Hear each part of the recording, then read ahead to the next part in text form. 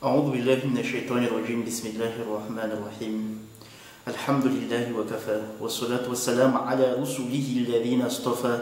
وعلى خاتمهم المجتبى محمد بن عبد الله إمام الورى ومصابيح الدجى الذي تركنا على نهجة بيضاء ليلها كنهارها لا يزيغ عنه إلا هالك. أما بعد، السلام عليكم ورحمة الله وبركاته.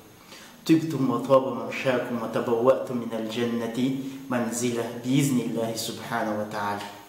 Dia ankafaliana no hiarabako anarrehetra izay manaraka izao fandaharana izao. Ny firaliana dia hoe ny tsirairay avy mba hahay anararoatra ny fampianarana fohy toy izao mba hoentiny ny aina amin'ny fiainana iray manontolo. Satria ny finoana Islamo rehefa nampidinina avy amin'ny Allah subhanahu wa ta'ala dia nentiny Jibril, ny anjely Gabriel tsikelikely tamin'ny mpaminany Muhammad sallallahu alaihi wasallam. Tsy natao indray nidina fa nalefa tsikelikely. Ny antony dia ny mba tsy hitehirizana azy fa ny finoana Islamo dia tsy finoana fitahiry fa finoana hoe izay rehetra tonga dia ampiarina avy hatrany. Hitondra antsika aneritreritra androany mahakasika ny verset koranika anankiray izay voalaza anatin'ny Qur'an manao hoe wala in sa'altahum man khalaqa as-samawati wal arda la yaqulunna Allah. Izay midika manao hoe ary raha ohatra ka anontanianao izy ireo hoe iza ny nahary ny lanitra sy ny tany dia tsy maintsy hiteny izy ireo hoe Allah. Zany dia fanambarana fa zavatra efa voary ao anatin'ny olombelona,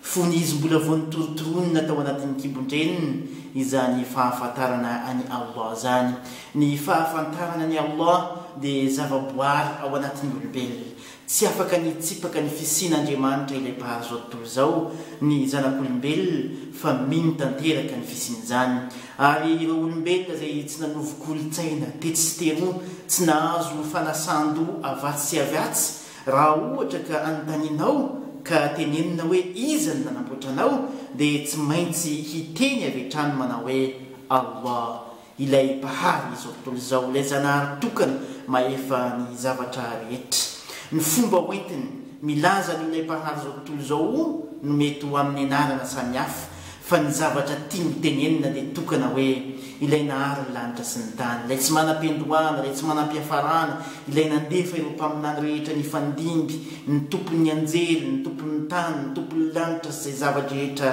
eo anelanelan'izany tany sy ny lanitra izany. Zany indrindra no nahatonga ny mpaminany ny mpino Islamo ny teny manao hoe kullu mauludin yulad ala fitra fa abawaihi yuhawidanihi au nasranihi. Izay midika manao hoe ary izay nateraka rehetra dia nateraka tamin'ny fomba ara-boajanahary, zany hoe nateraka mba hafantatra any zanahary. Fa ny ray aman-dreniny no nahatonga azy ireo ho kristianina na ho juif na ho majosa ihany koa amin'ny fitantarana hafa. Zany hoe ny maha kristianina dia toetra naletika tao aorian'ny faharin'ny zanahary, satria nampianarina fa nisy lehilahy be volombava fotsifotsy ny fiodirany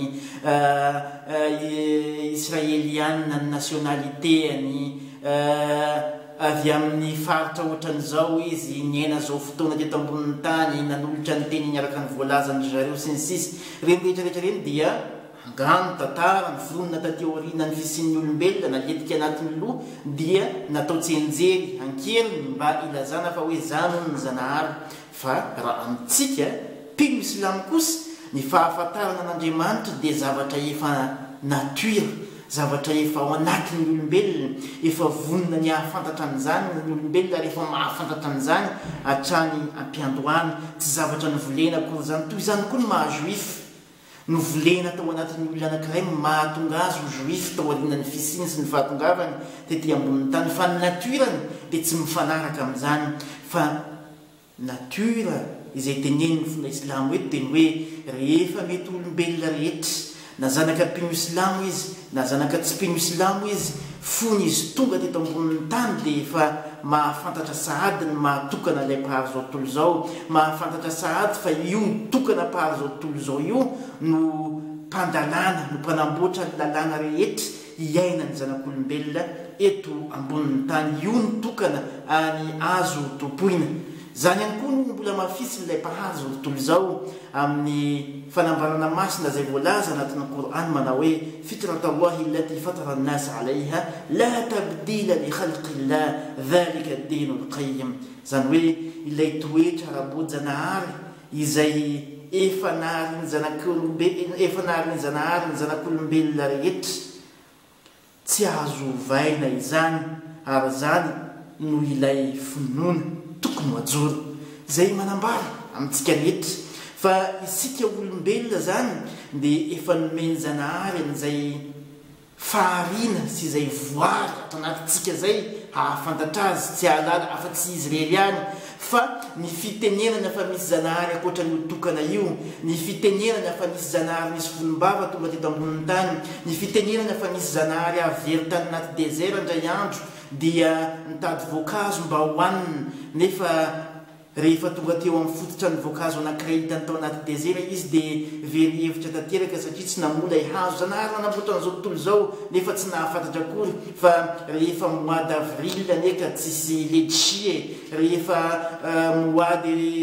janvier neka tsisy mange zanahary ilay mpanamboatra an'izao tontolo izao no resahantsika eto nefa dia saky ny sasany ny manome sy manandratra olona voalaza toy izany ny tantara no zanahary anatin'ny tontolo ny finoana ilay zanahary dia mahafantatra ny zava-drehetra ny olombelona vao tonga teto ambonin'ny tany dia efa nampahafantarany sahady ny momba azy nampahafantarany sahady fa izy no tokony hotopoina ny olombelona nanaraka ny rafitra naturel ara-boajanahary tokony izorany tetỳ ambonin'ny tany fa tsy nivioka ka nanaraka lalana sy fitaizana hafa dia mahafantatra ny zanahary tokana io ka misaotra ilay mpahazo tontolo izao tsika mpino silamo fa noariny ho mpino silamo ary najorony izany mahampino silamontsika izany noarovany tanatin'ny fampianaran'ny Qur'an izany mahatokana ilay mpahazo tontolo izao tokony ho tompoina izany ka reharetanteraka ho an'ny mpino silamo ny fananan'ilay Allah tokana mpahazo tontolo izao zay tompony reharetanteraka ho an'ny mpino ny finoana islamo ny fananan'ny Qur'an tokana zay tsy mifalohitra mihitsy amin'ny natura maha olombelona ny olombelona isaorana tanteraka ilay zanahary mpahazo tontolo izao nandefa ilay mpaminany tokana tsy nampianatra hafa-tsy zay rehetra mifanaraka amin'ny natura ny zanak'olombelona ary tsy nampianatra anazy angamina tantara grika mba hoentina manompoka an'Andriamanitra fa ilay rafitra avy amin'ny zanahary napetrany mba izorany zanak'olombelona rehetra tsirakanavaka etoina dia mametraka ny mandra-pioana finaritra ho antsika rehetra mpanaraka zao fandarana izao ny tenanay mandra-pioana tobokila finaritra toboko vavy assalamu alaikum wa rahmatullahi